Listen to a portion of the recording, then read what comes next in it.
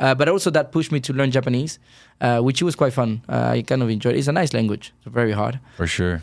Can you read like perfectly? No, because the teacher wanted to help me to learn reading, and I was like, listen, I just want to speak with my internet. That's it. I don't want to it's very tough to read because they're symbols. It's not like letters. So it's a combination of exactly. One thing will mean a lot of things. One character, I think. One symbol. It means a lot. Like many little things. So it's very tricky. But they say, like, for example, the German guy, the translator, told me, if you learn how to read, you will learn how to talk loads faster. Mm-hmm. But I was just, just teach me how to write, how to read. How to talk. Let's go to the most difficult part. And how did you get to Formula E? Like, is Formula E the biggest, championship, the highest rated championship you've participated in? Yes. Yeah. Right. To date, at the moment, at least, definitely. And how I got here, it was it's been like quite a long way. So I did the reserve driver and simulator driver for Jaguar Formula E team since 2020. So I did the rookie test with them in 2020, just before COVID started. That was in Riyadh, wasn't it? Yeah. Saudi not Saudi. No, Marrakesh. Marrakesh. So I did the rookie test with them in Marrakesh. And I remember we started COVID because on the way back, we were like, they started to say, oh, you need to put the mask on the plane. And we were like, why? Like, we were like, no clue what was going on. So I started in 2020 being reserve driver for Jaguar Racing. And I did a few years with them and a simulator at the same time and helping development and etc. So I was always in the paddock. I was going to most of races and etc. What do you do as a reserve driver? Well, you just on a race weekend, you're basically just there waiting if something happens, especially with COVID. Sometimes if the driver gets COVID, then you need to jump in. So even my role of reserve driver during COVID was even more important. Mm-hmm. So on the race weekend, basically, as I said, it's just standing there and it's a lot of waiting. It's just waiting there. If something happens, of course you hope nothing happens because you don't wish anything for the driver, but you need to be ready. And out of race weekends, for example, I'll be at the simulator doing the pre-prep, what they call. So it's before the driver goes to the simulator to prepare the race. I will go 3 days before or something, and I try many new things that they want to.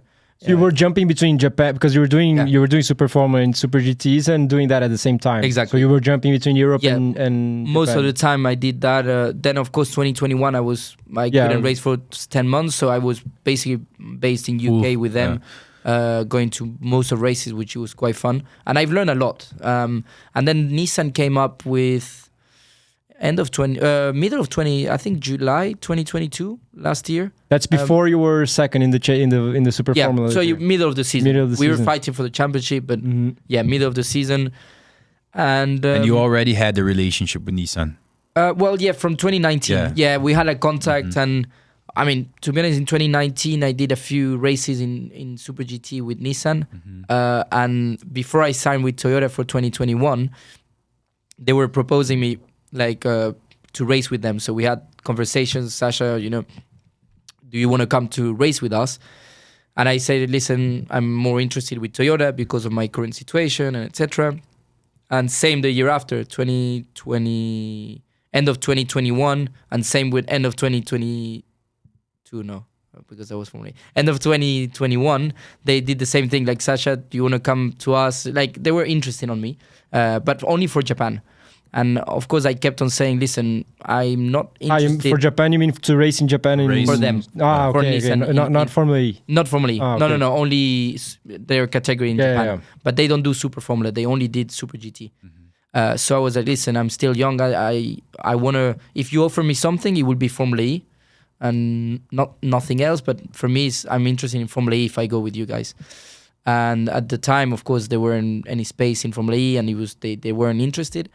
And middle of last year, or June, July, around there, they were like, listen, we're looking into changing our drivers, and you're of course one on the list. Will you be up to that? And I had to go to Le Mans. I had to go to France and drive in their simulator as a test, just to see, I don't know, things that they want to see on how I drive or how I work and etc. And and then I did that. It went really well. I was waiting for them to answer of saying, okay, listen, we take you or we don't. And I went back to Japan, and then I won my first race in Super Formula. And I remember coming out of the podium, and I had my phone, or someone gave me my phone, and my father was trying to call me. And I pick up the phone, and I was like, I was really busy. It was the first win of me, so I was like super happy, and I was going into the press conference. So it was between the press conference, the podium, and the press conference. I pick up the phone. Yeah, Dad, I'm very busy. What's going on? Oh, nothing. Nissan is taking you next year. Bye. I was like, oh shit. Oh my god. Call back. I was like, coming back right now. I'm not as busy anymore. Yeah, exactly. I was like, leave that press conference. I'm not going. So I was just trying. Of course, I couldn't say anything in the press conference, but my excitement, of course, of winning my first race, and my father just telling me, listen, Nissan is taking you. I was like, whoa, this is cool. So yeah, I went to Nissan then soon after for some testing, and then all the work started with development, because this year was a new car, so we had a lot of testing and etc. So that's how it happened. Really, it was a pretty interesting. The way my dad announced it to me, it was pretty cool also.